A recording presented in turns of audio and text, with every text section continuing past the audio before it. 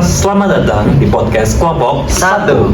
Pada kesempatan podcast ini, kami akan membahas persoalan dalam halnya etika komunikasi.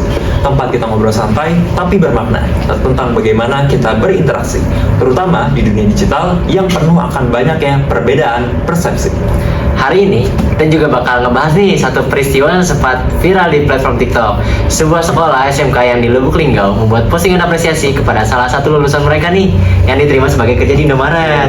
Tapi sederhananya ya sekolah sih bangga ya harusnya ya, karena muridnya tuh langsung diterima kerja. Tapi ternyata itu malah mengundang berbagai komentar netizen. Ada yang mendukung, tapi juga justru ada yang menyinyir, meremehkan dan bahkan mengejek. Itu padahal kan lapangan di Indonesia kan ini ya sangat sedikit ya. Iya betul. Nah di situ harusnya iya bersyukur harusnya ya dapat kerja langsung, bukan yang mencemooh. Harusnya kan minta lowongan kerja ya harusnya, bukan malah menyinyir gitu. Nah jadi gimana nih Kak? Kok bisa sih konten tersebut tuh bisa viral? Oke. Jadi begini nih ceritanya. Ada sebuah SMK di Lubuk Linggau yang memposting foto alumninya yang baru saja diterima di sektor retail, yakni bekerja di Indomaret. Dan konten apresiasinya itu dilakukan di platform TikTok dengan caption ucapan selamat jelasnya, yang tujuannya itu jelas untuk memberikan apresiasi juga motivasi nih bagi siswa lain yang setelah lulus itu akan ada kesempatan kerja lain yang masih banyak di luar sana. Tapi yang terjadi ya apa? Di media sosial justru berbalik. Komentar seperti sekolah kok bangga banget ya, padahal kan cuma kerja di Indomaret gitu. Atau gini amat sih standar sukses sekarang. Itu mulai bermunculan lagi dan lagi. Dari sini nih menarik banget nih untuk kita bahas. Apa yang sebenarnya salah? Postingan sekolahnya atau cara publik menanggapinya? Yang salah sih kataku cara publiknya sih Kak. Padahal kan hanya mengapresiasi doang. Bukan hal-hal yang tidak senonoh gitu kan. Kenapa harus dihujat ya? Itu yang anehnya sih Kak. Iya. Hal tersebut justru cenderung positif kan jelas ya. Karena mengingat hal-hal yang sudah kita bahas tadi, terutamanya terkait sektor pekerjaan yang minim sekali di Indonesia sekarang ini. Iya. Nah, jadi langsung aja nih Kak. Kita udah kedatangan narasumber hari ini nih. Siapa tuh? Ada dari SMK Negeri 1 Tangerang nih Kak. Boleh aja ya, langsung singkat kali ya. Boleh Kak, ayo.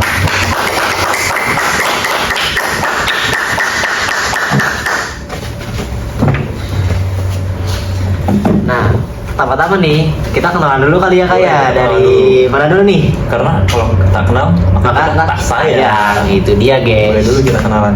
Boleh? Ya, saya Riko dari SMK 1 Tangerang, jurusan retail. Saya Kelas kakak 12. Saya kakak SMK 1 Tangerang, jurusan retail kelas 12. Oh, berarti kan 1 kelas ya berarti ya? Iya. Gampang ini mah nih. Terus juga retail juga sangat relevan gitu ya sama yang konten kita yang viral tadi tuh, yang bekerja di Indomaret. Di Indomaret salah satunya. Nah, sebelumnya nih, kalian pernah lihat nggak sih tentang konten-konten viral yang ini nih? Nah, ini kan ada komentar nih tentang konten dari SMK Lubuk Linggau ya, yang bekerja di Indomaret gitu. Pernah lihat nggak kira-kira? Pernah lihat Kak, cuman tentang apresiasi sekolahnya aja, bukan tentang kontennya. Oh, jadi udah ternyata hal lumrah untuk mengapresiasi murid-murid di SMK itu. Nah, mungkin kita mulai dari hal yang dasar aja dulu ya. Sebelum kita lebih lanjut nih di dalam membahas terkait kasus ini, kita mulai dari hal yang paling dasar dulu. Kami ingin tahu nih dari perspektif kalian nih terhadap konten viral lulusan SMK Lubuk Linggau yang bekerja di minimarket tersebut. Menurut kalian, menurut pandangan kalian itu bagaimana sih? Ya, menurut saya fenomena ini menarik. Banyak netizen lupa bahwa setiap pekerjaan itu punya nilai dan makna. Komentar yang merendahkan seperti ngapain sekolah tinggi kalau ujung-ujungnya kerja di minimarket, itu menunjukkan kurangnya etika komunikasi, karena kita menilai seseorang itu hanya dari status pekerjaannya, bukan dari usahanya. berarti banyak yang nyinyir banget ya Kak ya tentang kerja di Indomaret doang gitu. Padahal kan apa salahnya sih kerja di Indomaret ya? Bener banget sih. Menurut kalian salah nggak kalau sekolah sendiri itu mengapresiasi muridnya? Nggak ada yang salah Enggak kan? sih. Nggak ada yang salah. Itu masih positif ya. Iya. Nah, terus salah nggak kalian mending pilih mana? Bekerja di Indomaret Pasti atau menganggur? kerja Kerja, karena mereka juga tahu bahwa pekerjaan di Indonesia itu sangat minim. Lagi minim-minimnya emang sekarang ini. banyak Iya. persyaratannya. Persyaratannya juga tuh. Kebetulan. Dari hal yang sudah kita omongin tadi tuh banyak banget bukan orang tuh yang cepet banget gitu beropini, mengomentari hal ini dan itu tanpa mikir dulu nih kayak dampaknya apa sih gitu. Nah, menurut kalian nih seberapa penting sih etika dalam memberikan komentar terhadap suatu konten, terutamanya konten yang menjadi pembahasan kami ini mengenai apresiasi. Etika itu fondasi utama komunikasi, baik di dunia nyata maupun digital. Kritik itu boleh, tapi harus disampaikan dengan cara yang membangun, bukan menjatuhkan. Kata-kata yang sopan bisa membuat pesan kita tetap diterima tanpa melukai orang lain. Nah, benar banget tuh Kak. Aku juga pernah tuh. Jadi kan aku ngepost video di TikTok ya. Oh. Nah, kebetulan aku ada yang kritik juga tuh. Iya. Akan tetapi kritiknya beda nih Kak sama yang lain. Nah, yang kritik aku ini memberikan solusi yang dalam artian dia tuh membangun apa yang salah dari kontenku, apa yang contohnya apa yang kurang rapinya di bagian mana. Nah, dia membangun tuh, jadi tidak mencemooh langsung gitu Kak. Kalau misalnya mengkritik tanpa solusi kan itu kan sama saja menghina gitu Kak. Nah, itu enaknya Oh, sih, berarti Kak. dari apa yang ya kamu dapatkan ya mengenai hal tersebut itu malah justru mendorong ya. Betul, Terkait mendorong. kreativitas apa saja hal-hal yang harus dibenahi gitu supaya apa yang nantinya kita ciptakan itu dapat baik gitu terkesannya di luar sana nanti. Nah, justru dari komentar tersebut malah justru mendorong kamu ya untuk tumbuh ya lebih baik lagi gitu, terutamanya dalam hal membangun konten yang baik ke depannya. Justru malah komentar-komentar yang tidak membangun jatuhnya malah menjatuhkan. Betul. Bahkan membuat orang itu yang tadinya memiliki banyak karya gitu untuk melakukan sesuatu yang baik, malah dia itu nanti cenderung menekan diri gitu, lebih membatasi dirinya yang alhasil memberikan dampak yang buruk terhadap dirinya sendiri. Nah, kalau kita ngomongin nih soal pemahaman digital, Baik. banyak orang yang berpikir ya kita tuh di digital tuh ya paling cuma memberikan opini, komentar, juga ya berbagilah pandangan kita terkait apa yang menjadi pembahasan di suatu platform itu. Di sini kami ingin mengetahui nih dari pandangan kalian nih selaku generasi muda nih, sebenarnya apa sih makna pemahaman digital dalam konteks komunikasi sekarang ini? Pemahaman digital itu lebih dari sekedar bisa menggunakan teknologi.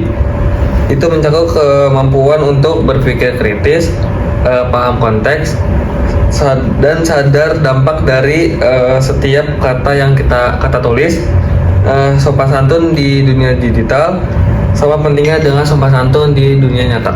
Nah, kadang ada aja tuh yang nggak ada sopan santunnya di sosial media Kak. Dengan contohnya nyinyir yang berlebihan. Habis itu ada juga yang komentarnya tuh sampai di ban oleh TikToknya sendiri itu ada. Iya, karena itu udah sangat berlebihan Kak. Itu juga kan bisa mengakibatkan kepada mentalnya seseorang ya. Mungkin oke, kalau kita lihat di video TikTok seseorang tuh bahkan bisa kelihatan tegar, tapi kan kita tidak tahu di belakang layarnya bagaimana. Apakah rapuh, apakah kuat gitu kan Kak. Nah, itu juga bisa berdampak banget sih Kak, kata aku. Oke, setuju banget sih emang. Kadang satu komentar aja nih ya, satu komentar negatif itu bisa bikin orang lain itu ya bahasanya tuh zaman sekarang kena mental gitu. Mental. Drop, breakdown ya gitulah. Bahkan saking parahnya tuh dia bisa mengurungkan diri, kehilangan kepercayaan diri. Nah, dari pandangan kalian lagi nih, Kalian pernah gak sih nemuin orang yang berubah gitu sudut pandangnya setelah membaca komentar-komentar negatif di media sosial? Sering banget Kak, ada yang awalnya hanya iseng ikut komentar, tapi setelah itu lihat reaksi korban atau baca balasan orang lain, baru sadar kalau ucapannya menyakiti. Itu artinya masih ada kesadaran moral yang bisa tumbuh asal kita mau refleksi. Tuh kan Kak, kataku juga bener kan, nggak semua orang punya mental yang kuat gitu kan. Ada aja yang kena mentalnya, psikisnya pun bahkan ada. Bahkan mentok-mentok yang opsi yang terburuknya nih, dia bahkan nggak mau lagi bermain TikTok Kak. Waduh, Itu tuh yang bisa bahayanya. banyak pembatasan gitu jadinya ya. Iya betul. Jadi penting banget nih buat kita tuh mikir dulu sebelum mengetik. Jangan sampai ya nyata tuh cuma bercanda doang sih. Banyak banget yang kayak gitu kan, kayak bercanda nyeting gitu kayak. Tapi jadinya malah apa? Ya nyakitin orang. Iya. Ini tuh nggak baik banget gitu. Harusnya tahu batasan juga ya kalau Betul. bercanda ya. Itu salah satu. Iya.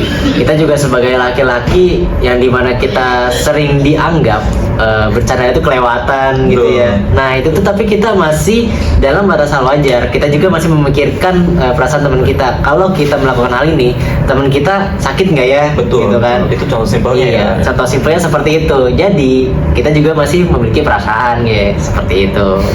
Tuh. Wah, ternyata obrolan ini benar-benar membuka mata banget nih ya Kak. Ternyata komentar yang terlihat sepele di media sosial itu juga dapat berarti sangat berdampak besar pada mental maupun citra seorang nantinya. Betul, itu juga aku kalau misalnya dikasih komentar positif, pasti juga aku lebih membawa energi positif juga, lebih semangat, lebih kayak percaya diri. Beda halnya dengan adanya komentar negatif Kak. Kayak misalnya kakak deh aku komentarin, kakak jelek seperti ini, pakaiannya kurang cocok. Pasti kakak bakal mikir 2 kali. Setelah itu kakak bakal bercermin juga, emang salah ya aku pakaian begini. Itu kan Tuh. Kak. Jadi pertimbangannya banyak banget. Betul. Jadi Nah. balik lagi nih, ya kan, sebelum kita mengetik atau ingin memberikan komentar nih, coba tanya lagi nih ke diri sendiri. Kalau aku atau kamu nih yang dikomentari begini, gimana rasanya? Sakit kan? Sakit banget gitu. Karena etika komunikasi itu jelasnya bukan cuma soal kata, tapi juga soal empati dari bagaimana kita memposisikan diri selaku korban yang disakiti.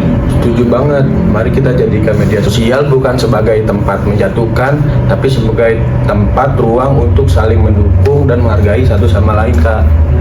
Nah, itu dia kata-kata hari ini dari Kariko dan Kak Wisnu. Terima kasih banyak ya Kakak dan Riko atas kehadirannya pada di podcast Kelompok 1. Sekian, terima kasih Dan sampai jumpa.